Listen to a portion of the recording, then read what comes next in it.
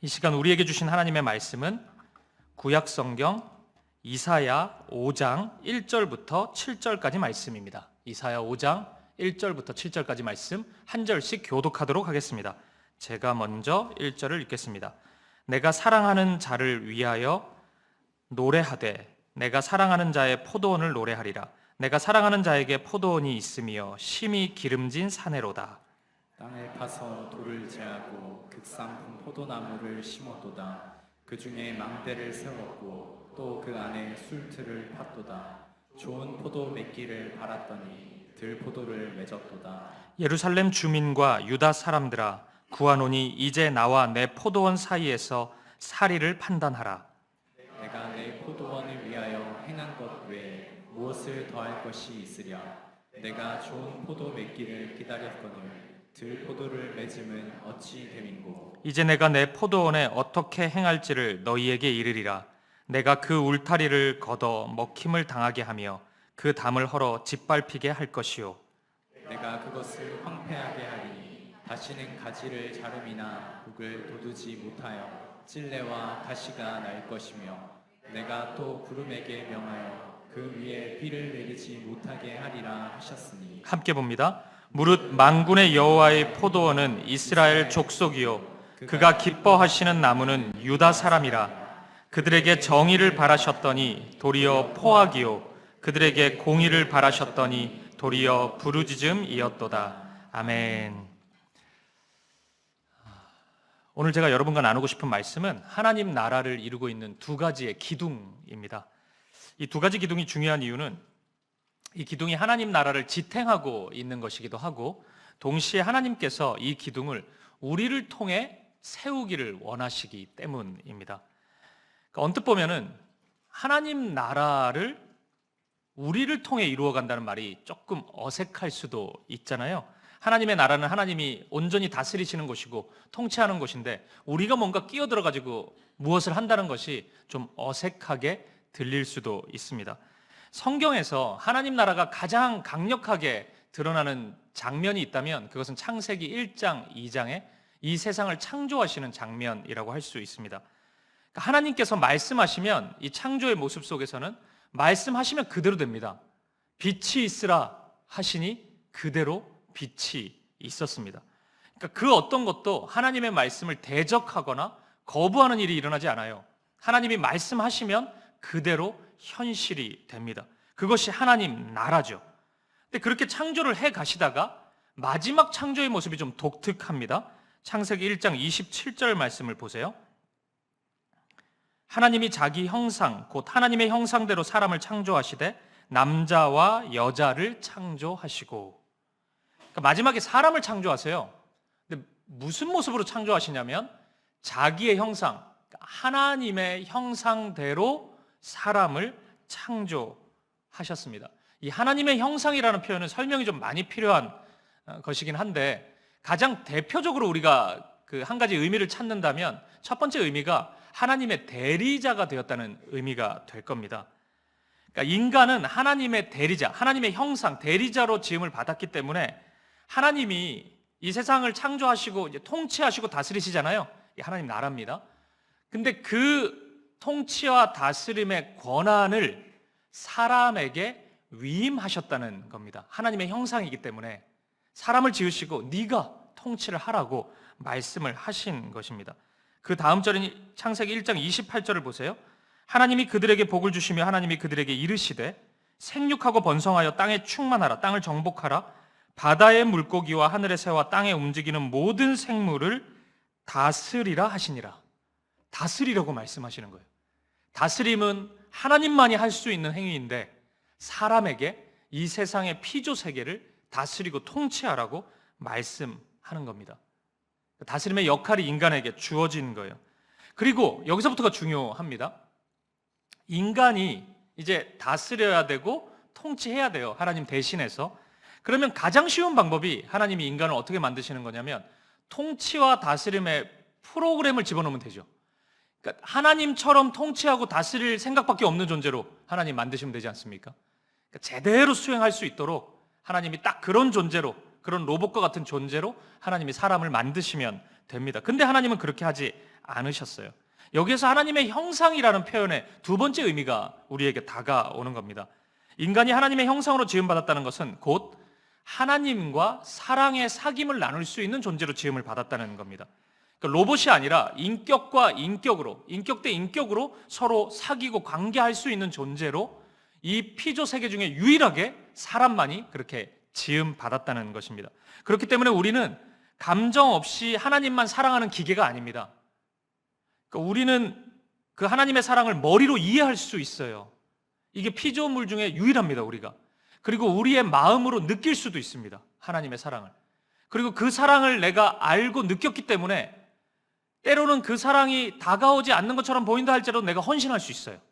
그 사랑이 분명하다는 확신 안에서 내가 결단도 하고 헌신도 하는 그런 반응도 보일 수 있는 자입니다. 그러니까 우리는 그런 존재예요. 물론 여기에 위험 요소가 있습니다. 그러니까 사람이 하나님의 사랑을 망각해버릴 수도 있고, 또 어떤 내 마음의 방향이 하나님을 향하지 않고 다른 것을 향할 수도 있거든요. 나 자신을 향할 수도 있고, 그래서 하나님을 온전히 사랑하지 않을 가능성도 굉장히 큽니다. 이게 어떻게 보면 굉장히 위험한 방식이잖아요. 제가 일전에도 말씀드렸지만 제가 창조주였다면 사람을 이렇게 안 만듭니다. 이거 엄청나게 스트레스 받는 일이에요. 언제든지 말씀을 거부할 수 있는 존재 아닙니까? 우리가. 그래서 죄도 일어났고 그래서 이 세상이 이 모양 이 꼴이지 않습니까? 그러니까 하나님은 그럴 가능성을 알고 계셨단 말이에요, 창조를 하실 때. 그럼에도 불구하고 우리를 이 모습으로 창조하신 거죠. 왜요? 그래야 사랑할 수 있잖아요. 인격적인 사랑이 이루어지잖아요. 그래서 하나님은 우리에게 뭐 강압하거나 뭐 말 안 들으면 죽이거나 이러지 않습니다. 하나님은 끝까지 설득하고 우리의 마음을 설복하고 기다려주시기도 하고 그 사랑이 무엇인지 경험하게 하시기도 하고, 그러면서 진짜 사랑을 우리가 누리게 하고 그 사랑의 반응으로 하나님을 온전히 사랑할 수 있도록 인도하십니다. 제가 지난주에 하나님 나라를 이렇게 정의했죠. 외음은 좋은데 이게 좀 문장이라서, 하나님의 나라는 하나님의 말씀이 지체 없이 순종되어 현실이 되는 세계입니다. 하나님의 말씀이 흥황하여 세력을 얻는 현장입니다. 그러니까 하나님께서 사람을 이렇게 지으셨다는 것은 하나님 나라의 영광을 공유하신다는 의미인데, 그러면 하나님 나라가 하나님의 말씀이 지체 없이 순종되어 현실이 된다면, 처음 이 세상을 창조하실 때는 말씀이 그대로 현실이 됐단 말이에요. 근데 사람을 지으시고 나서는 우리를 통과해서 현실이 되기를 바라신단 말이에요. 그러면 하나님의 말씀이 우리를 통과해서 순종으로 나타나야 됩니다. 그러니까 우리가 순종해야 하나님의 나라가 이 땅 가운데 더 빨리, 더 아름답게 세워질 수 있는 것입니다. 이게 상당히 묘하죠. 그러니까 그런 순종조차도 하나님이 우리에게 허락해 주시는 것이기 때문에 하나님의 주권 아래 있다고 할 수 있겠지만, 우리가 우리 입장에서 바라볼 때는 우리의 순종이 없이 하나님의 나라가 이 땅 가운데 속히 임한다는 것은 불가능한 것처럼 보인다는 겁니다. 그것이 하나님의 신비예요. 우리를 이 땅에 두시면서 사람을 통해서 일하시는 하나님의 매우 신비로운 방법이라고 할 수 있습니다. 그렇기 때문에 하나님은 우리와 관계없이, 그러니까 우리의 모임이 교회니까 교회와 관계없이 하나님 나라가 이 땅에 임하도록 하시지는 않습니다. 그런 능력이 있으시지만 하나님은 그 방법을 택하시지는 않습니다. 그 증거는 지금 이 세상이죠. 예수님이 이 땅에 오신 지 2000년이 지났음에도 불구하고 지금 이 세상을 하나님 나라라고 확신하는 사람은 없을 겁니다. 왜 이렇게 더디 임하죠? 지난주에 우리는 분명히 예수님께서 이 땅에서 첫 사역을 시작하실 때 때가 찼고 하나님 나라가 가까이 왔다고 말씀하셨는데, 왜 아직도 2000년이 지났는데 하나님 나라가 이토록 더디 임하는 것처럼 보입니까? 우리 때문입니다. 우리가 순종하지 않기 때문에. 하나님의 말씀에 지체 없이 순종하는 일들이 일어난다면 하나님의 나라는 저와 여러분의 삶 가운데, 우리의 가정 가운데, 우리의 삶의 자리에, 이 교회, 이 나라와 이 민족, 모든 열방 가운데 임할 것입니다. 여러분 그거 믿으십니까? 우리가 그것을 믿고 꿈꾸고 우리가 마땅히 순종의 열매를 하나님께 드려야 할 것입니다. 그렇기 때문에 하나님과 이스라엘 백성이 맺었던 그 언약이라 그러잖아요. 그 언약의 핵심도 순종입니다. 출애굽기 19장 5절 6절 말씀입니다. 이 두 절 말씀은 같이 한번 읽어보죠. 시작. 세계가 다 내게 속하였나니 너희가 내 말을 잘 듣고 내 언약을 지키면 너희는 모든 민족 중에서 내 소유가 되겠고 너희가 내게 대하여 제사장 나라가 되며 거룩한 백성이 되리라. 너는 이 말을 이스라엘 자손에게 전할지니라. 아멘. 이게 언약의 핵심이에요. 세계가 다 내게 속했으니 하나님께 너희가 내 말을 잘 듣고, 이게 언약의 출발입니다. 하나님 말씀 잘 듣는 것, 하나님께 순종하는 것이 언약의 첫 출발이고 신앙생활의 첫 출발입니다. 저는 신앙생활을 한마디로 정의한다면 말 잘 듣는 거라고 생각합니다. 하나님 말씀 잘 듣는 것. 우리는 누구 말 잘 듣는 것을 대단히 억압받는다고 생각을 해서 그냥 기본적으로 반항하고 싶은 충동이 있는데, 그것은 신앙생활에서 좋은 자세가 아닙니다. 하나님과 우리의 관계 속에서 하나님 말씀을 따르는 것, 그것이 언약이 성취되는 과정에서의 첫 출발이라고요. 그리고 그럴 때 하나님의 나라가 이 언약을 통해서, 약속된 그 말씀을 통해서 우리 가운데 임하는 것입니다. 제사장 나라가 되며 거룩한 백성이 되리라. 우리가 하나님 나라의 백성이 되는 것입니다. 사랑하는 여러분, 우리 하나님께서는 오늘도 저와 여러분의 삶에 하나님의 나라가 임하기를 간절히 바라십니다. 그렇기 때문에 동시에 간절히 우리에게 바라는 것이 하나 더 있죠. 우리가 순종하기를 바라십니다. 너무나 간절히 우리가 그 말씀에 온전히 반응하고 그 말씀대로 따르기를 바라세요. 그 하나님의 강력한 간절한 열망에 기꺼이 순종으로 화답할 수 있는 저와 여러분 되시기를 간절히 축복합니다. 오늘 본문은 이 순종이 어떤 모습 속에서 가장 강하게 드러나야 되는지를 보여주는 그 하나님 나라의 기둥이라고 할 수 있습니다. 구약에서 정말 유명한 노래입니다. 포도원의 노래라고 알려진 그런 노래입니다. 갑자기 이사야 선지자가 노래를 부르는데 이 노래 안에 이스라엘을 향한 하나님의 꿈과 계획이 담겨 있고, 더 넓게 본다면 오늘 우리를 향한 하나님의 꿈과 계획이 담겨 있다고 할 수 있습니다. 노래가 이래요. 어느 주인에게 포도원이 있습니다. 그 포도원은 너무나 아름답고 기름진 땅에 있는 포도원입니다. 이 주인이 포도를 너무 사랑해서 아주 극상품 포도나무를 이곳에 심습니다. 그러면 주인이 기대를 하지 않겠습니까? 뭔 기대를 하겠어요? 좋은 포도가 맺히기를 기대하겠죠. 근데 너무나 뜻밖의 결과가 나타납니다. 이것이 오늘 본문의 2절입니다. 5장 2절. 땅을 파서 돌을 제하고 극상품 포도나무를 심었도다. 그 중에 망대를 세웠고 또 그 안에 술틀을 팠도다. 좋은 포도 맺기를 바랐더니 들포도를 맺었도다. 굉장히 놀랍죠. 포도원이 좋은 거였고 포도나무까지 좋은 걸 심었는데 좋은 포도가 맺혀야 되는데 들포도가 맺혔다는 겁니다. 굉장히 충격을 받은 거예요, 이 주인이. 그러니까 이제부터 이 노래가 바뀌어요. 기대와 소망의 노래로 출발했는데 절망의 노래로, 이게 분노의 노래로 바뀌게 됩니다. 그리고 마지막 가사에 이르러서 이 포도원의 노래가 무엇을 의미하는지 이사야가 우리에게 소개합니다. 5장 7절, 오늘 본문의 마지막 절 말씀을 우리 다시 한번 읽어볼까요? 시작. 무릇 만군의 여호와의 포도원은 이스라엘 족속이요 그가 기뻐하시는 나무는 유다 사람이라. 그들에게 정의를 바라셨더니 도리어 포악이요 그들에게 공의를 바라셨더니 도리어 부르짖음이었도다. 아멘. 포도원이 뭐냐면, 설명을 하는 거죠. 포도원은 이스라엘이래요. 그리고 포도나무는 뭐죠? 포도나무는 유다죠. 그러니까 당시 이스라엘이 남유다와 북이스라엘로 나뉘어졌으니까 포도원도 포도나무도 다 이스라엘입니다. 이스라엘이에요. 그들에게서 좋은 포도가 나기를 바랐던 주님의 마음이 있잖아요. 그게 뭐죠? 뭘 바라셨다 그러죠? 그들에게 정의를 바라셨고 또 하나 더 바라셨던 게 있죠? 공의를 바라셨습니다. 정의와 공의를 바라셨어요. 근데 어떤 돌포도가 나왔죠? 도리어 포악이고 또 도리어 부르짖음이었습니다.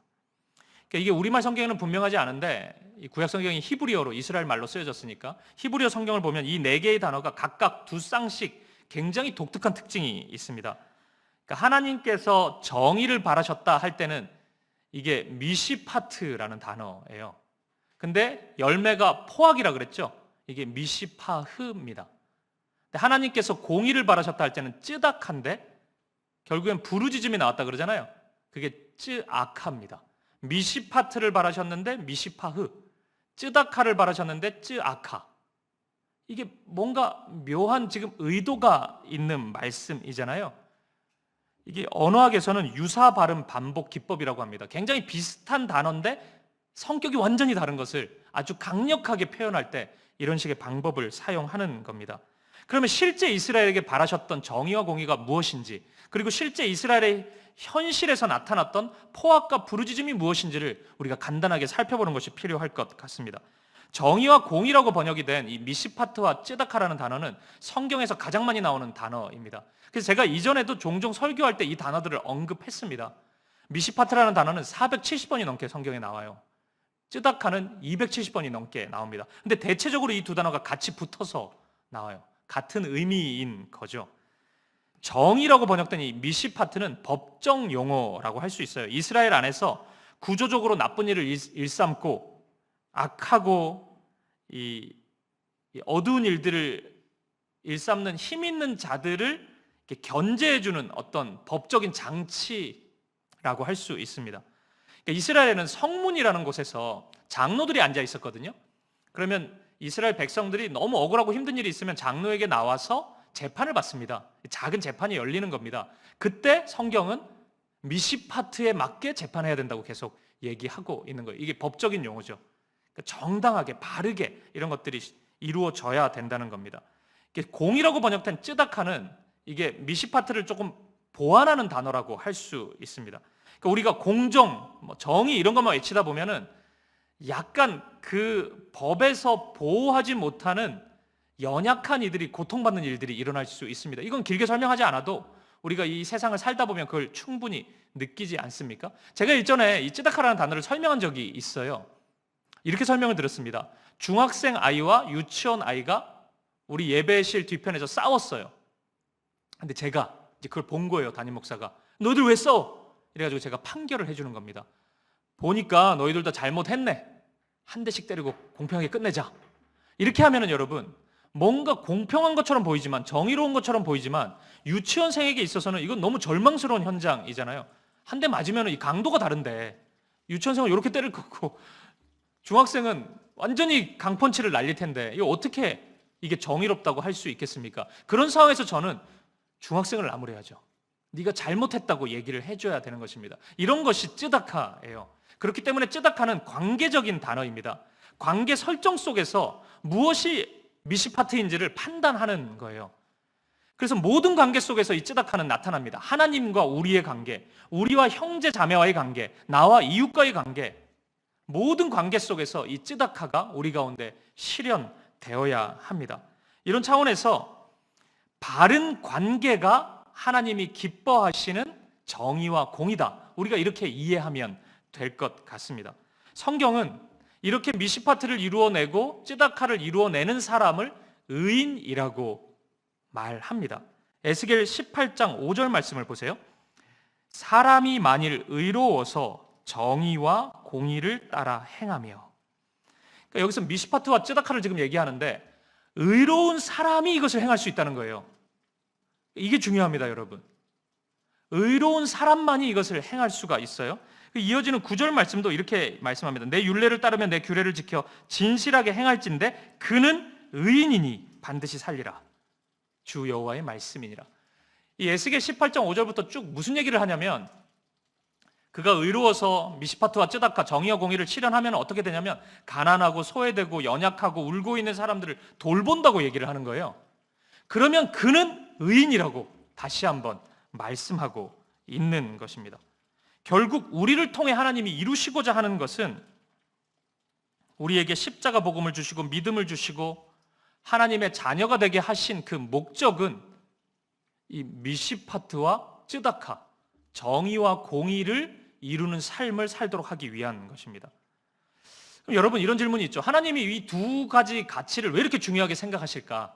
좋은 거는 알겠는데 하나님이 이것을 왜 그토록 중요한, 그러니까 하나님 안에서 아름답고 선한 거는 굉장히 많잖아요. 성경 안에도. 근데 이 독특함이 여기 있는 거잖아요. 하나님 나라를 얘기하면서 나중에도 말씀 보겠지만 두 가지 기둥만 지금 얘기를 하고 있는데 여기서 정의와 공의가 튀어나온단 말이에요. 그러니까 이게 우리에게 좀 낯설 수가 있어요. 정의와 공의가 좋은 건데 두 개만 남는다면 왜 이게 남아야 되나? 믿음 이런 거 나오면 안 되나? 우리 이렇게 생각할 수 있는데 지금 너무나 강력하게 이렇게 얘기한다고요? 그 이유가 하나님이 미시파트와 쯔다카의 하나님이기 때문에 그렇습니다. 하나님은 그걸로 설명될 수 있는 분이에요. 하나님은 정의로운 하나님이시고 하나님 자체의 성품이 공의로운 분이시기 때문입니다. 그렇기 때문에 하나님이 이루시는 나라는 정의의 나라이고 공의의 나라일 수밖에 없어요. 그러니까 우리가 이 정의와 공의에 무관심한 채 하나님 나라를 꿈꾼다면 우리가 결국 경험하는 하나님 나라는 낯설 거예요. 하나님은 그런 나라를 자꾸 이루어 가시는데 우리는 그 가치에 익숙하지 않다면 매우 어색한 만남이 이루어질 수밖에 없습니다. 예수님의 십자가를 생각해 보십시오. 예수님의 십자가에서는 하나님의 모든 사랑과 모든 일들이 다 드러난 것 아니겠습니까? 이 십자가에 하나님의 정의와 공의가 그대로 있습니다. 예수님은 우리의 죄를 용서하시죠. 그러니까 죄 값이 있는 거잖아요. 죄의 삭은 사망이지 않습니까? 그러니까 죽음이 있어야 되는 것입니다. 근데 예수님께서 우리를 용서해 주시기로 작정하셨을 때 그분은 하나님이시기 때문에 제가 상상했을 때 가장 기분 좋은 상상이긴 한데 그냥 없는 걸로 하면 제일 좋지 않습니까? 그러니까 오늘부터 나가 없다. 내가 사랑이 너무 많아가지고 없었던 일로 하자. 너희하고 나하고 너희 죄 내가 기억을 안 하겠다. 이제부터 끝. 새로운 시작 1일. 이렇게 하면은 가장 클리어하고 신선할 것 같은데 우리 주님은 그렇게 하지 않습니다. 굳이 죄의 값을 치러야 된다고 말씀하세요. 우리 안에 발생된 그 죄가 죽음을 향해 나가는데 그 죽음이 있어야 된다고. 그거 없다고 해도 될 것 같은데 하나님이니까. 죄의 값인 죽음을 끝까지 치르십니다. 그런데 동시에 우리 예수님은 우리가 그 죽음을 감당할 수 없다는 것을 아세요. 우리가 그 값을 치를 수 없다는 것을 아세요. 그래서 예수님은 친히 우리가 되셔서 우리를 대신해서 십자가에 죽으십니다. 그러니까 이 예수님의 십자가 안에는 이런 정의와 공의, 미시파트와 쯔다카가 그대로 담겨 있는 것입니다. 죽음을 끝까지 이 죽음이 재판이라면 이 죽음을 끝까지 물어야 된다는 거예요. 책임을. 근데 예수님이 대신하시는 겁니다. 예수님이 친히. 우리가 그걸 못하니까. 우리가 어떻게 할 방법이 없잖아요. 거기서 벗어날 도리가 없는데 예수님이 친히 그 일을 이루어 주십니다. 그렇기 때문에 예수님의 사랑으로 시작되고 완성되는 하나님 나라에는 이 예수님의 정의와 공의가 반드시 실현될 수밖에 없습니다. 또한 그렇기 때문에 하나님은 하나님 나라를 반영하는 교회 공동체 그리고 저와 여러분의 삶, 그리스도인의 삶 속에 미시파트와 쯔다카 이 정의와 공의가 반드시 나타나기를 바라시는 것입니다. 나타나야만 하고 그 사랑을 받았기 때문에 반드시 나타나야 되고 그렇게 우리가 그 꿈을 가지고 나아가기를 원하시는 거예요. 하나의 말씀만 더 보죠. 창세기 18장 17절에서 19절 말씀입니다. 아브라함을 축복하는 장면인데 굉장히 그 특별한 말씀이 있습니다. 창세기 18장 17절 우리 한 절씩 교독하죠. 제가 먼저요. 여호와께서 이르시되 내가 하려는 것을 아브라함에게 숨기겠느냐. 아브라함은 강대한 나라가 되고 천하 만민은 그로 말미암아 복을 받게 될 것이 아니냐. 같이요. 내가 그로 그 자식과 권속에게 명하여 여호와의 도를 지켜 의와 공도를 행하게 하려고 그를 택하였나니 이는 나 여호와가 아브라함에게 대하여 말한 일을 이루려 함이니라. 아멘. 이 아브라함의 특별함이라고 한다면은 이 말씀처럼 하나님께서 자신이 하시고자 하는 일을 아브라함에게 숨기지 않는다는 겁니다. 대단히 놀랍죠. 내가 하려는 것을 아브라함에게 숨기겠느냐. 이런 친밀함. 진짜 아브라함 되고 싶지 않습니까, 우리? 숨기지 않아요. 근데 그게 뭡니까? 하나님이 하시려고 하는 게. 19절을 보면 큰 복을, 천하 만민이 복을 받는 건데 19절에 보면 그 복을 통해서 그 자식과 권속에게 명하여 여호와의 도를 지켜 의와 공도를 행하게 하려고. 여기서 의가 미시파트고 공도가 쯔다카입니다. 그럼 왜 정의와 공의를 번역하지 이렇게 번역했냐 생각할 수 있는데 저도 좀 아쉽네요. 이게 왜 이렇게 번역을. 이 우리말 성경은 한 분이 번역한 게 아니기 때문에 좀 영역을 나눠가지고 번역을 한 것 같아요, 여러분이. 그러니까 이 단어의 통일성이 없는 게 좀 단점이긴 합니다. 어쨌든 똑같은 단어예요. 그러니까 수많은 복을 주셨잖아요, 아브라함에게. 아브라함의 자손은 별처럼 많거든요. 그렇게 복을 주셨거든요. 그 왜 복을 주셨냐면은 여호와의 말씀을 지켜서 정의와 공의를 지키게 하려고, 그런 삶을 살게 하려고, 그런 하나님 나라 공동체가 되게 하려고 하나님이 온갖 좋은 것도 다 주신 거예요. 그거 이루게 하시려고 하나님이 그렇게 하셨던 겁니다. 이것을 위해서 아브라함을 부르셨고, 오늘 바로 이 일을 위해서 저와 여러분을 부르셨고, 오늘 이 일을 위해서 우리 사김의 교회를 이 땅 가운데 세우셨음을 믿으시기 바랍니다. 이 장면 그 다음에 보면 아브라함이 느닷없이, 이제 여기 소돔 땅이거든요, 이 말씀을 하신 게. 느닷없이 그 의인 얘기를 꺼내요. 의인 50명 있으면 소돔이 망하지 않겠습니까? 이 얘기를 한다고요. 이제 연결이 되지 않습니까? 의인은 이 미시파트와 쯔다카를 실현하는 사람이라고요. 그러니까 그 사람이 있으면은 하나님 멸망시키지 않겠습니까? 하나님 멸망하지 않겠다 그럽니다. 그런 사람이 없는 거예요. 하나님 이름은 아는데 아무도 그 삶을 살지 않는 것입니다. 결국 하나님은 우리를 의인 삼으셨어요. 의인이라고 칭해 주셨죠. 그게 뭐 하려고? 그 의인으로 사는 게 뭔데요? 그래서 주님과 함께 사는 게 뭔데요? 정의와 공의의 삶인 것입니다. 미시파트와 찌다카의 삶인 것이에요. 우리를 통해서 그 일을 이루어 가기를 원하세요. 왜냐하면은 하나님이 완성시킬 나라가 그 나라이기 때문에 이 나라에 그 나라가 있다는 것을 우리를 통해 보여주고 싶으신 것 아닙니까? 어떤 나라인지를 우리가 보여줘야 되잖아요. 미시파트와 쯔다카의 나라입니다. 이스라엘이 이 나라를 이루어 갔을까요? 이스라엘은 실패했습니다. 정의를 이루지도 못했고 공의를 이루지도 못했습니다. 그 이유는 너무 분명합니다. 하나님보다 세상을 더 사랑했기 때문입니다.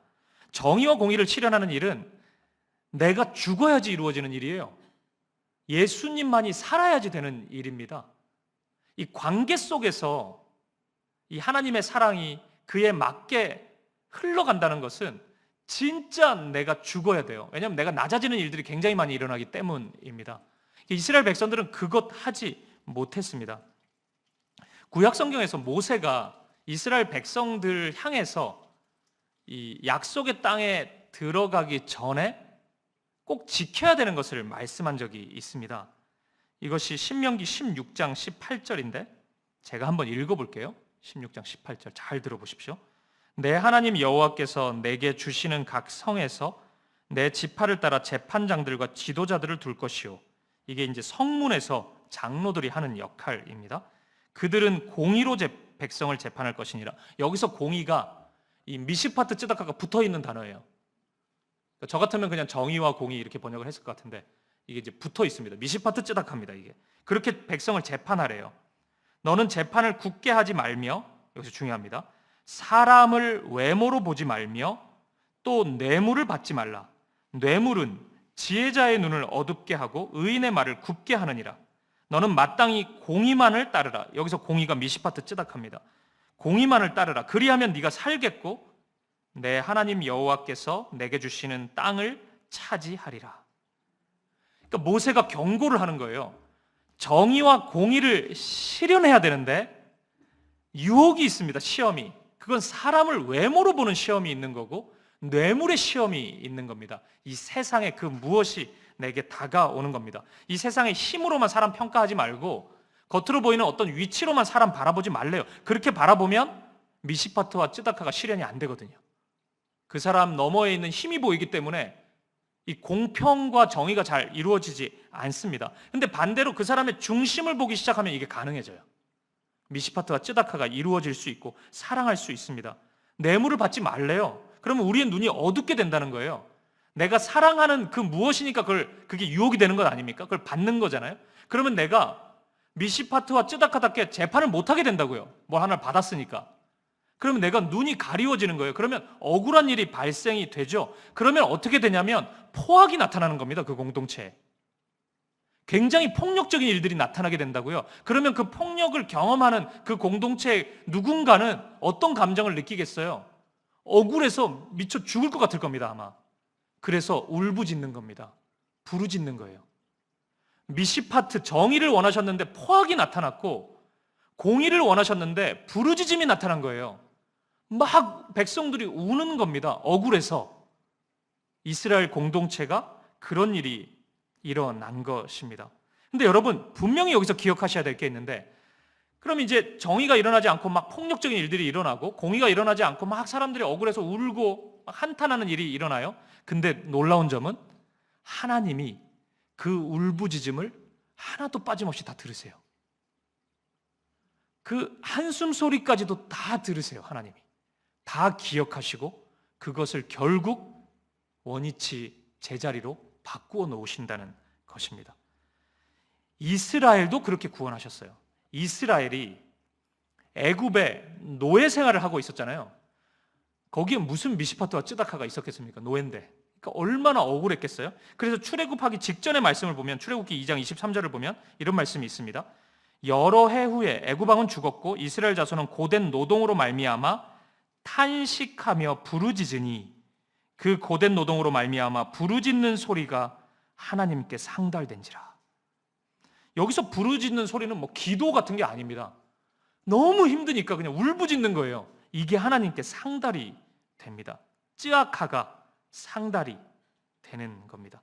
그 다음 절인 24절을 보면 하나님이 그들의 고통 소리를 들으시고, 25절을 보면 하나님이 이스라엘 자손을 돌보셨고 하나님이 그들을 기억하셨더라. 그 울부짖는 소리를 들으시고 하나님이 바라보신 겁니다. 여기 이스라엘이 있구나. 너무 억울해서, 너무 고통스러워서 울부짖고 있구나. 하나님이 그것을, 그 소리를 기억하신 것이에요. 여러분, 이스라엘은 오늘 우리를 보여주는 영적인 거울이라고 할 수 있습니다. 그렇다면 오늘 우리가 그런 사람들이었습니다. 오늘 우리가 영적으로 상처받고 메마르고 궁핍하고 그 무엇으로도 체험받지 못해서 울부짖는 영혼이었습니다. 하나님께서 하나님을 제대로 알지도 못하고 하나님에 대한 지식도 없고 그에 걸맞는 사랑의 반응과 결단도 없는 우리의 그 답답한 한숨 소리를 들으시고 우리를 찾아와 주신 것입니다. 우리에게 먼저 찾아와 주셨고 우리에게 손 내밀어 주셨고 우리를 당신의 자녀로 삼아 주셨습니다. 오늘 우리를 향해서 십자가에서 그 아름다운 공의와 정의를 온전히 이루셨습니다. 이 세상은 여전히 포악과 부르짖음이 난무하는 세상이지만, 그런 나라이지만 우리는 그 예수님의 사랑, 우리를 건지신 그 사랑 때문에 정의와 공의의 나라를 꿈꿀 수 있는 것입니다. 값없이 나를 사랑해 주셨고 모든 것을 내어주셨고 끝까지 함께해 주셨고 끝까지 기다려 주셨고 나를 품에 안아주신, 그리고 기꺼이 미시파트에 따라서 자기의 목숨을 내어주신 그 정의와 공의의 사랑이 우리에게 있기 때문에 우리는 그 나라를 꿈꿀 수 있는 것이에요. 저는 우리 사김의 교회가 이런 하나님 나라 공동체가 되기를 소망합니다. 일전에 한 청년이 저에게 자신의 삶을 가리켜서 꼭 그 원형 경기장에 있는 검투사 같다는 이야기를 한 적이 있습니다. 그 영화 글래디에이터를 보면은 이 검투사들의 그 싸움 장면이 나오잖아요. 막 싸워요. 그럼 졌잖아요. 예를 들어서 딱 지면은 어떻게 되냐면 왕이 자기가 뭐 살리다 죽인다 잘 안 하고 사람들에게 묻습니다. 그 구경하는 사람들에게. 그러면 사람들이 이렇게 엄지 손가락을 업하든지 다운하든지 해가지고 살릴 건지 죽일 건지 정해요. 대부분 이렇게 해가지고 죽입니다. 그러니까 패하면 죽는 거예요. 원형 경기장에 있다는 것은 내가 오늘 쟤를 죽이지 못하면 내가 죽는 겁니다. 그러니까 그런 삶을 표현하니까 얼마나 슬퍼요. 야, 매일매일을 거의 전쟁처럼 살아가고 있다는 것 아닙니까? 그러니까 그 친구가 그런 얘기를 했어요. 매일매일이 목을 조여오는 것 같대요. 살아가는 게. 그러니까 얼마나 힘들면 그런 얘기를 하겠습니까? 저는 우리의 청년들 또 우리의 자녀들이 우리 사김의 교회를 통해서 다른 세상을 꿈꿀 수 있었으면 좋겠습니다. 이 포악과 울부짖음의 세상 속에서 정의와 공의의 나라를 경험할 수 있었으면 좋겠어요. 또 다른 나라가 분명히 있구나. 그 나라를 내가 보았고 누렸구나. 그 나라가 이 땅 가운데 임하겠구나. 그것을 꿈꾸고 소망하고 자신의 삶을 기꺼이 그 나라를 위해 하나님께 드릴 수 있기를 간절히 바랍니다. 제가 그 하나님 나라 이야기할 때마다 가장 많이 예를 드는 말씀이 이사야 11장 6절에서 10절 말씀이었잖아요. 너무 많이 들으셨을 텐데, 하나님의 나라는 이사야에 따르면 사자와 어린 양이 함께 뒹굴고 어린애가 독사굴에 손을 넣어도 물지를 않는다는 거 아닙니까? 그러니까 이 욕구가 바뀌어가지고 핥을 뿐이지 물지는 않아요. 우리가 모두가 다 사자가 되고 싶어하고, 우리 대한민국에서는 유치원 때부터 경쟁을 하지 않습니까? 패배하면 안 된다고 이야기하고, 그러니까 앞에 달려가는 누군가를 잡아당기는 것, 내 뒤로 땡기는 것이 아무렇지도 않은 세상 속에서 우리는 그래야지 네가 살지, 이런 것을 끊임없이 강요받는 세상 속에서 살고 있는데, 우리가 그렇지 않아도 된다는 것을 누릴 수 있어야 되지 않습니까? 왜냐하면 하나님 나라가 그런 것이 아닌데, 거기 가서도 그럴 거예요. 막 끌어당기고 너 저리 가라 그러고 내가 다 먹을 거라 그러고.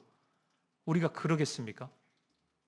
우리가 그런 세상 속에서 우리가 드리는 기도라는 것이, 하나님 어떻게 하면 이 앞에 있는 애 옷을 잘 잡아당겨가지고 내 뒤로 보낼 수 있을까, 이런 것을 기도하고 이런 걸 좀 알려달라고 하나님께 간구하고, 우리가 그런 것만을 기도하는 공동체라면, 만약에 그런 기도와 그런 가르침으로 우리가 사람이 한없이 많아진다면 그게 무슨 의미가 있겠어요? 오늘 우리의 방향성이 그렇게 수천 명이 우리 가운데 모인다면, 제가 잘 알려드리겠습니다. 우리 이번 주는 이렇게 옆구리 간지럽히면서 이렇게 못 달리게 해가지고 내가 1등 해봅시다, 뭐 이런 거 알려주고, 와 대단하다, 이야 저런 지혜가 다 있네, 저렇게 앞에 사람을 제낄 수 있다니, 표 안 나게 우리가 이런 거 하나님께 주여 주여 하면서 구하고 이런 지식 얻고, 이게 무슨 의미가 있겠습니까? 이것을 하나님 나라 공동체라고 이야기할 수 있겠습니까? 사랑의 삶을 배워야 되죠.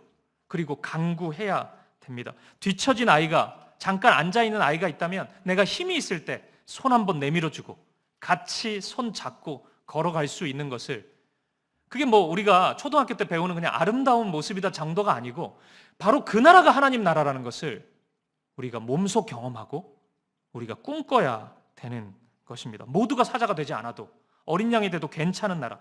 그러니까 우리 공동체가 사자 같은 사람들만 다 직분자 되고, 그런 분들만 뭐 순장 되고 장로 되고, 그런 사자 같은 분들만 큰 소리 치고 이런 게 아니고, 어린 양이어도 괜찮고 모두가 다 서로를 존중하고 달란트를 존중하고 자기에게 주신 그 고유함을 가지고 하나님께 영광 돌릴 수 있는 공동체가 되었으면 좋겠습니다.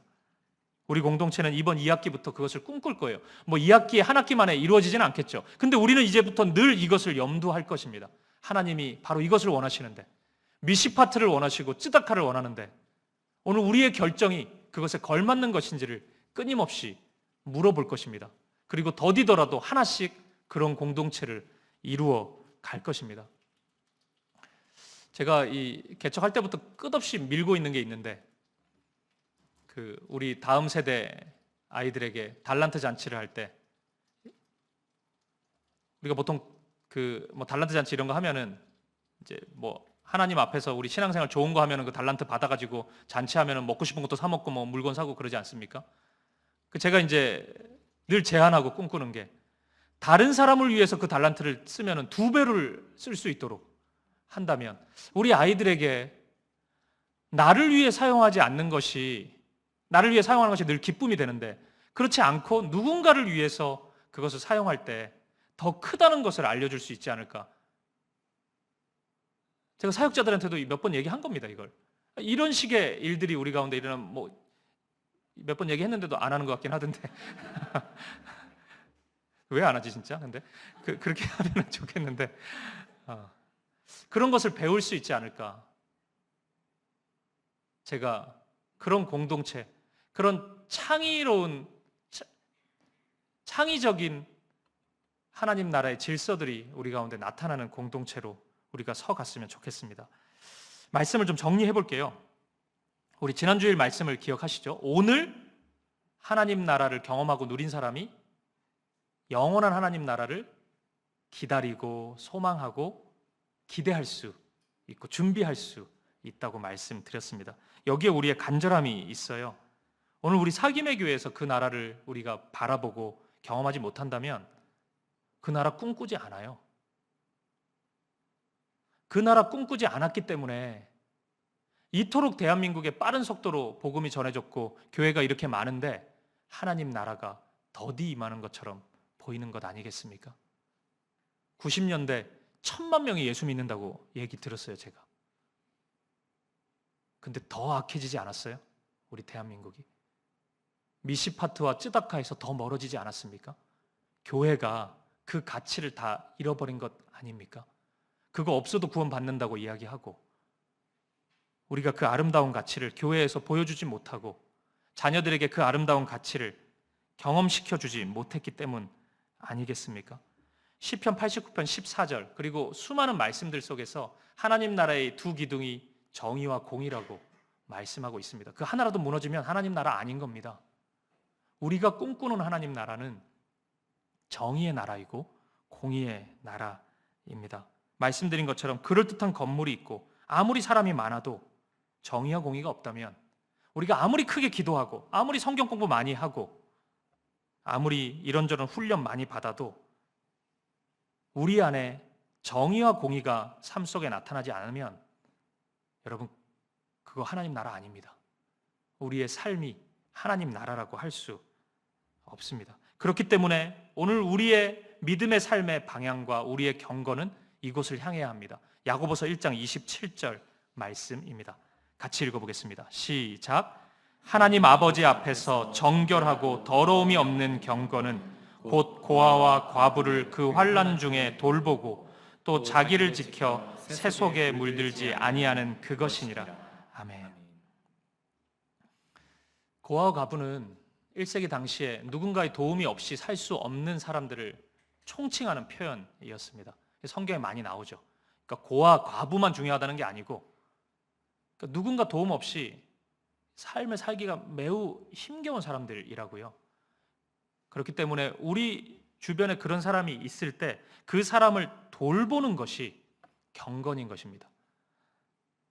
경건이 무엇입니까? 묻는다면 우리는 기도 많이 하는 것, 말씀 많이 보는 것, 뭐 교회 생활 열심히 하는 것 그렇게 생각할 겁니다. 그것도 중요하죠. 중요하지 않다는 게 아닙니다. 하지만 성경은 경건을 정의할 때 그 단어를 사용하지 않습니다. 미시파트와 쯔다카를 위한 삶, 그게 경건이라고 우리에게 분명히 말씀하고 있습니다. 제 인생의 그 신앙의 경력을 이렇게 쭉 돌이켜 보면은 제가 하나님의 사랑을 깊이 경험하는 순간순간에는 부분적이겠지만 이런 미시파트와 쯔다카를 뭐 알고 그러셨는지 모르고 그러셨는지 그냥 뭐 이렇게 실천하는 그 공동체의 사랑을 경험했던 것 같습니다.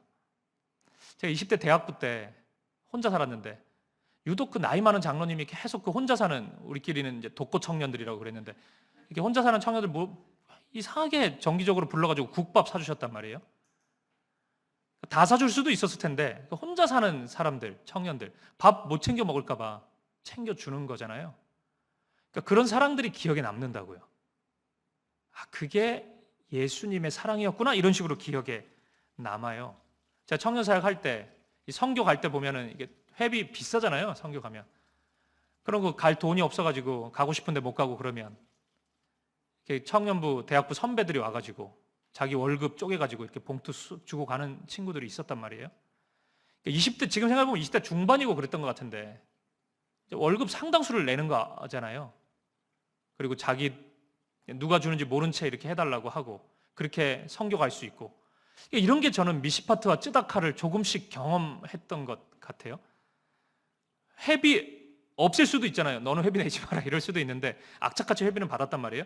근데 누군가가 그것을 기꺼이 섬겨주고 그 분당우리교 대학부 있을 때 사마리아인 헌금이라는 게 있었어요.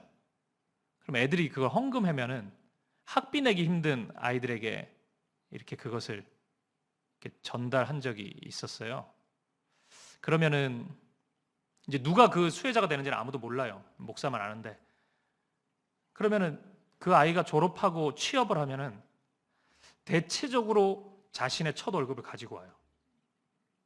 그러니까 그런 것들이 이 미시파트와 쯔다카를 아주 조금이지만 이루어가는 모습이지 않았을까? 무슨 그런 프로그램이 있는 게 아니잖아요. 그 애들이 그걸 뭘 알겠습니까? 근데 그냥 기꺼이 가지고 온단 말이에요. 그리고 굉장히 그 쑥스러워하면서 그냥 사라진단 말이에요. 그런 것들이 우리 공동체 안에 하나씩 자연스럽게 형성돼야 되지 않을까. 저는 오늘 이 말씀이 아마 여러분들 중에 누군가는 이게 나하고 별로 관계없는 오늘 주제네. 정의와 공의. 내가 그렇게 크게 생각도 하지 않는 건데 이렇게 생각할 수 있을지도 모르겠어요. 근데 오늘 이 말씀이 저와 여러분 모두에게 좀 진지한 묵상이 되었으면 좋겠습니다. 우리가 하나님 나라를 꿈꾸고 소망하는 사람들인데 그 하나님 나라를 꿈꾸면서 이 정의와 공의를 우리가 외면할 수는 없는 것이에요. 이런저런 상황 속에서 여러분 주변에 미시파의의 폭력으로 쓰러져 있는 분이 있다면, 찌아카의 울부짖음으로 고통받고 있는 분들이 있다면 여러분 손 잡아 주십시오. 그리고 안아주시고, 그리고 배고픔에 있는 자가 있다면 빵을 주십시오. 그리고 가장 정의와 공의의 첫 출발은 기도거든요. 그를 위해 기도해 주십시오. 스스로 기도할 수 없는 순간이잖아요. 그의 이름을 부르며 기도해 주시고 그의 아픔을 하나님께 같이 울부짖어 주시고, 그러면 반드시 하나님께 상달됩니다. 하나님의 아름다운 나라가 그의 삶 가운데 임하게 될 것입니다.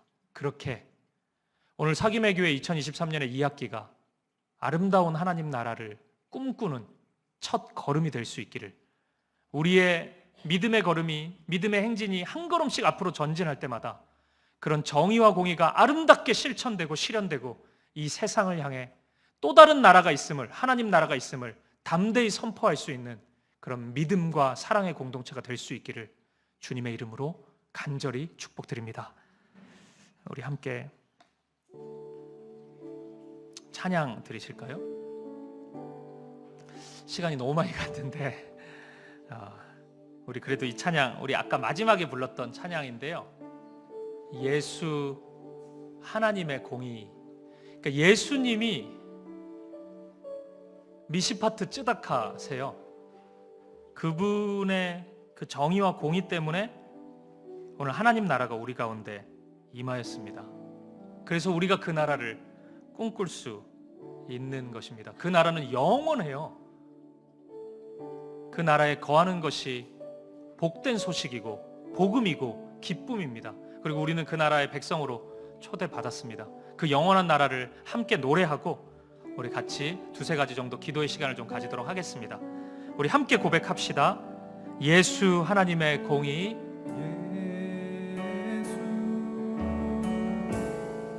하나님의 공의, 주 독생자 그의 나라 임하시네. 주 독생자 그의 나라 임하시네.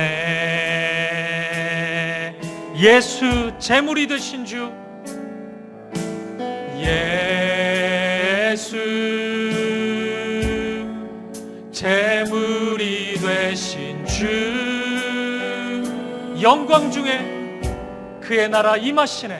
영광 중에 그의 나라 임하시네. 주의 나라 영원하며, 주의 나라 영원하며, 그의 영광 무궁하리. 왕의 위엄과 능력이 이제 임하였으니, 주의 주권과 주의 통치와 주의 나라 힘과 권세 임하네. 예수 하나님의 공의. 우리 함께 몇 가지 기도 제목을 놓고 기도하실까요? 우리 첫 번째로 기도할 때 그런 예수님, 그런 정의의 예수님, 공의의 예수님, 날마다 묵상하고 기억하는 우리의 삶이 되기를 간구합시다. 예수님의 십자가는 그 죄의 값을 정확하게 치르는 죽음이었습니다. 그것을 그냥 모른 채 하지 않고 그것을 기꺼이 이루어가는 하나님의 정의였습니다. 동시에 우리가 그 일을 감당할 수 없기에 우리를 대신해서 감당해 주신 그 사랑, 공의의 사랑이었습니다. 우리가 그거 경험했습니다. 예수님께서 우리를 향해서 너도 가서 그와 같이 행하라고 말씀하십니다. 우리 그 사랑 경험했기 때문에 한 걸음 해볼 수 있는 것입니다. 예수님처럼 온전히 다 흉내낼 수 없지만 하나 해볼 수 있고 한 번 손 내밀 수 있고 한 번 안아줄 수 있는 것입니다. 그렇게 한 걸음씩 해나가면 되는 것입니다. 그것이 우리의 사명이고 우리를 통해 이루어 가시기 원하시는 하나님의 뜻과 계획입니다. 아버지 하나님, 그 사명 외면하지 않게 하여 주시옵소서. 나만 생각하고 나만 잘되고 나만 복받는 것, 거기에 함몰되는 것 아니라 사명의 삶을 나아갈 수 있도록 날마다 예수님 생각하고 그 사랑 붙잡고 믿음의 삶, 선교적인 삶 살고 나아갈 수 있도록 그렇게 인도하여 주시옵소서. 그런 우리의 삶이 되게 하여 주시고 그런 나의 모습 되게 하여 주시옵소서. 이 기도 제목으로 함께 기도하며 나아가겠습니다. 함께 기도하시겠습니다. 아버지 하나님, 오늘 우리를 붙잡아 주시옵소서.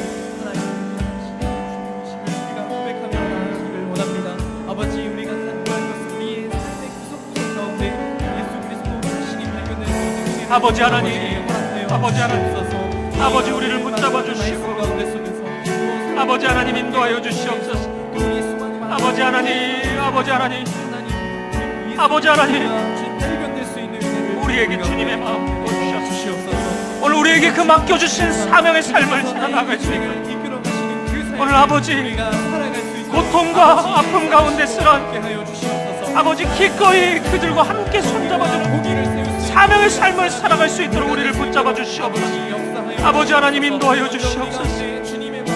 오늘 우리의 삶을 받아주시고 하나님이 기뻐하시는 모습으로 나아갈 수 있도록 우리를 인도하여 주시옵소서.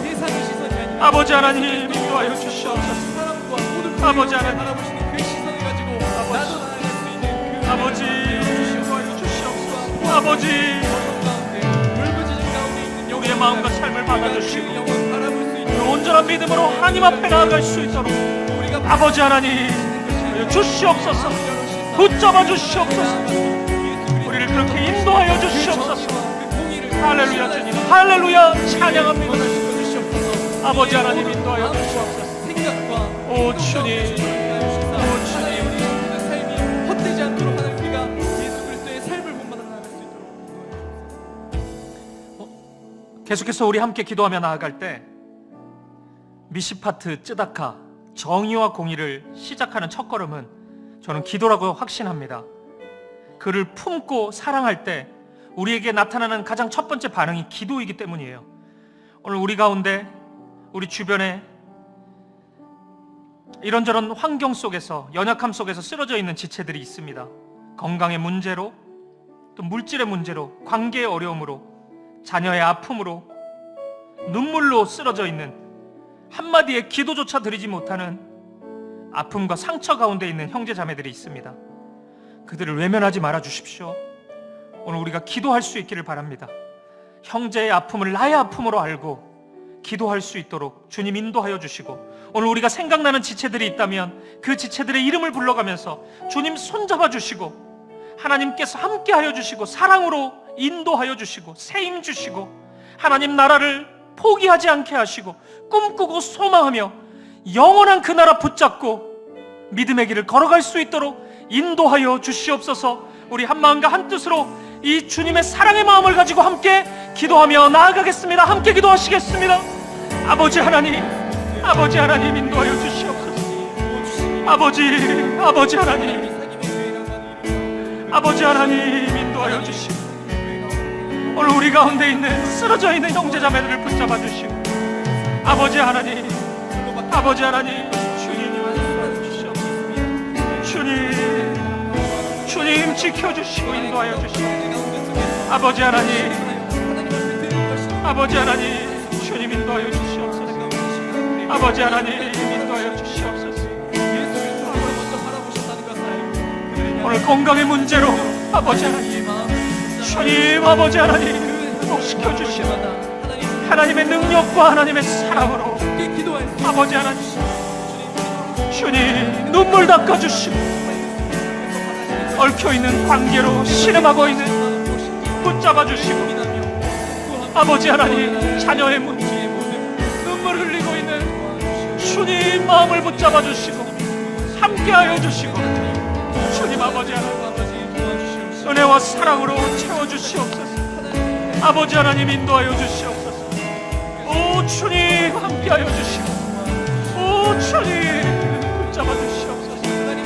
주님 차야 하나님께서 모든 얽혀있는 주님 제자리 돌이켜 주시고 인도하여 주시고 회복을 명하여 주시고 치유와 역사를 아버지 주님 인도하여 주시옵소서. 할렐루야. 주님 찬양합니다. 치유의 주님, 능력의 주님, 권능의 주님 임하여 주시옵소서. 아버지 하나님 인도하여 주시옵소서. 아버지 하나님 붙잡아 주시옵소서. 오 주님, 오 주님 인도하여 주시고 오 주님 함께하여 주시고 다스려 주시옵소서.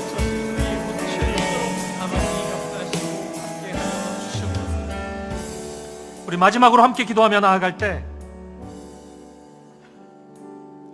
오늘 우리 교회 안에 있는 우리의 모든 젊은이들, 우리의 다음 세대들, 또 우리의 자녀들 위해서 함께 기도해 주십시오. 하나님 나라를 경험할 수 있기를 간절히 소망합니다. 주님과 동행하는 그 기쁨을 알게 하여 주시고 세상의 방식이 아니라 하나님의 방식으로 이 땅 가운데 하나님 나라를 이루어가는 하나님의 도구가 되게 하여 주옵소서.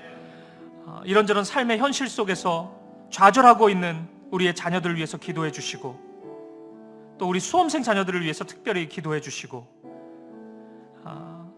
마음을 붙잡아 주시고 하나님의 꿈을 꿀 수 있도록 인도하여 주시고 다음 스텝을 어떻게 결정해야 될지 힘겨워하는 우리 젊은이들을 위해서 기도해 주시고 또 더불어서 우리 사김의 교회 공동체를 위해서 기도해 주십시오. 이 학기의 모든 사역, 우리 앞으로 걸어가는 모든 발걸음이 하나님 나라의 걸음이 될 수 있도록 우리가 흥황케 되는 일들이 세상의 방식이 아니라 하나님의 방식으로 하나님의 말씀이 흥황케 되고 하나님의 뜻이 우리 가운데 이루어지는 그런 하나님 나라의 공동체로 세워질 수 있도록 아버지 하나님 인도하여 주시옵소서. 함께하여 주시옵소서. 이 기도 제목 가지고 우리 간절한 마음으로 함께 기도하며 나아가겠습니다. 함께 기도하시겠습니다. 아버지 하나님, 아버지 주님 인도하여 주시옵소서.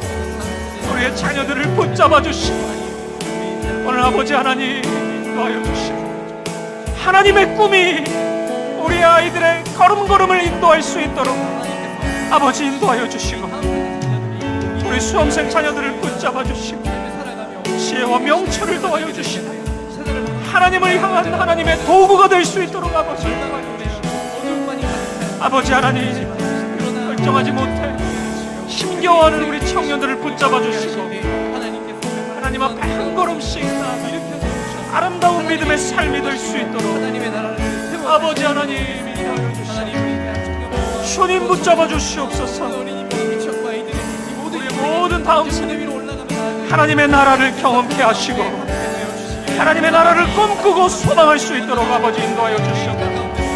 우리 사김의 교회의 모든 걸음이 이 학기의 모든 사역이 하나님 나라의 일들을 꿈꾸고 이루어가는 시간이 되게 하여 주시고 아버지 하나님 붙잡아 주시옵소서.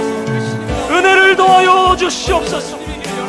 하나님 고통 가운데 있는 모든 심령들을 붙잡아 주시고 아버지 눈물 닦아 주시고 이 세상의 나라의 절망이 하나님 나라의 꿈과 소망으로 회복될 수 있도록 아버지 하나님 인도하여 주시옵소서. 주님 힘을 주시옵소서. 은혜와 사랑으로 채워주시옵소서. 오늘 우리 사김의 교회 안에 하나님 나라가 임하여 주시옵소서. 오늘 우리가 하나님 나라를 이루어갈 수 있도록 아버지 하나님 붙잡아 주시옵소서. 우리 다락방마다 주님 그 하나님 나라가 시작되게 하시고 이번 학기 주님 시작되는 모든 개강 모임 가운데 아버지 하나님 기도 가운데 하나님 나라가 임하게 하시고 꿈꾸게 하시고 소망하게 하시고 믿음으로 기대하며 나아갈 수 있도록 아버지 인도하여 주시옵소서. 우리 모든 공동체의 걸음걸음 그렇게 인도하여 주시고 가장 아름답게 나아갈 수 있도록 아버지 함께하여 주시옵소서. 주님 역사하여 주시옵소서. 저희는 모든 문들을 열어주시고 하나님의 일들이 시작되게 하시고 하나님의 아름다운 역사가 우리 가운데 나타나게 하여 주시옵소서. 거절하며 나아갈 수 있는 승리의 자녀들로 하나님께서 기뻐하시는 자녀들로 살아날 수 있도록 아버지 우리 사랑하는 자녀들을 축복하여 주시고 이끌어 주시기를 간절히 원합니다.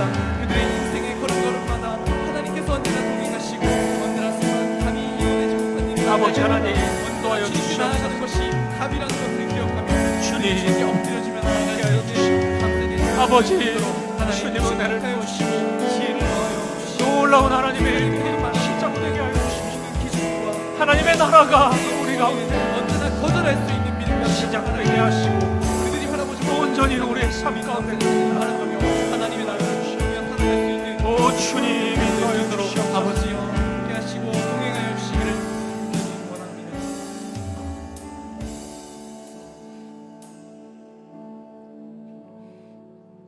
하나님 놀라운 사랑 우리에게 보여주셨으니 그 사랑 너머에 하나님의 마음이 가득 담겨 있는 사명을 발견하고 붙잡을 수 있는 우리가 되게 하여 주옵소서. 아브라함을 부르셨던 그 이유, 이스라엘 백성을 부르시고 오늘 우리를 부르시고 교회를 세우신 그 이유, 정의와 공의를 이루어 가시는 그 하나님의 뜻을 헤아릴 수 있는 우리가 되게 하시고 우리를 통해 그 뜻을 이루어 가시겠다 작정하셨다면 기꺼이 우리의 삶을 드립니다.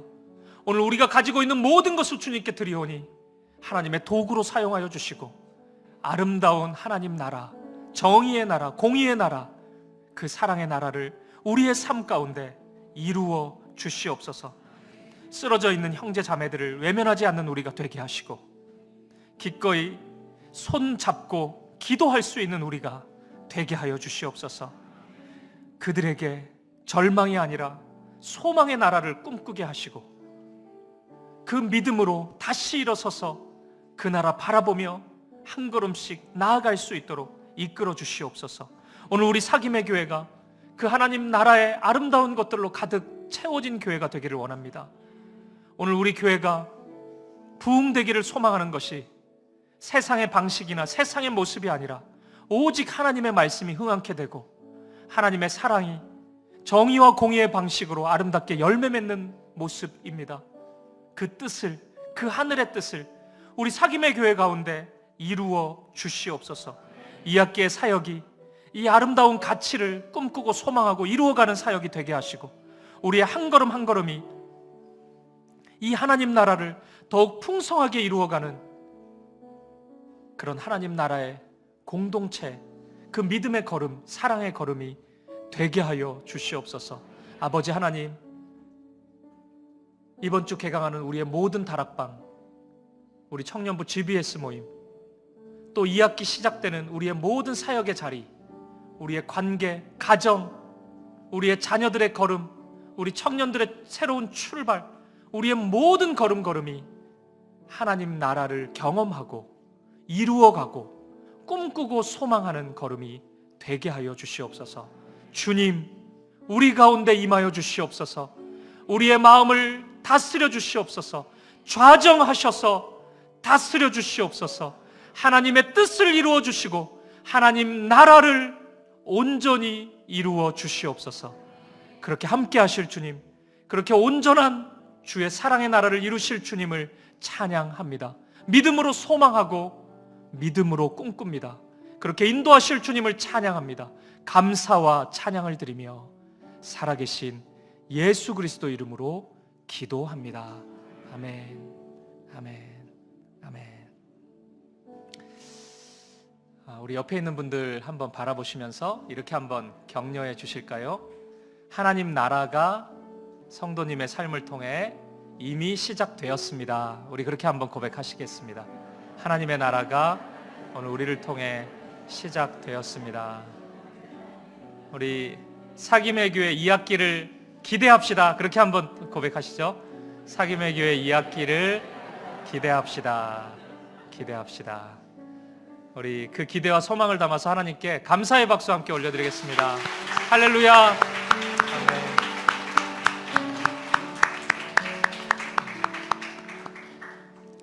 네, 우리 자연스럽게 돌아가도록 하겠습니다.